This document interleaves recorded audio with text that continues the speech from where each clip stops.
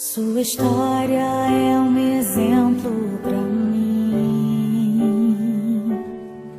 O seu testemunho tem me aproximado de Deus.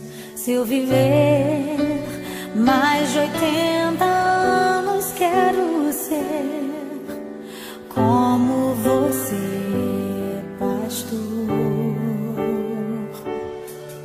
Sua casa testifica sobre quem você é. Sua obra, sua vida, seu amor, sua fé. Os meus filhos vão saber que se eu hoje adoro a Deus, é por tudo que você me ensinou. Profeta do Senhor, homem de Deus, escolhido pra curar as feridas da minha alma.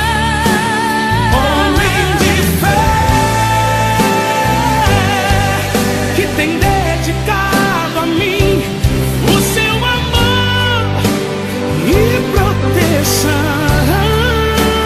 Homem amado,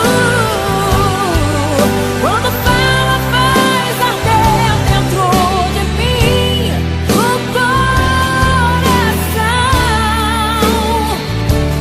Pastor, você é o profeta da minha geração.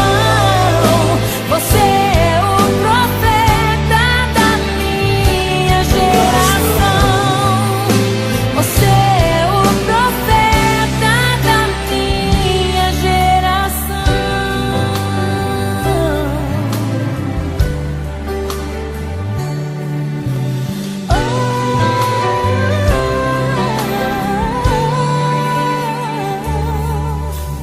Oh, porque Jesus me ama, eu não posso te explicar,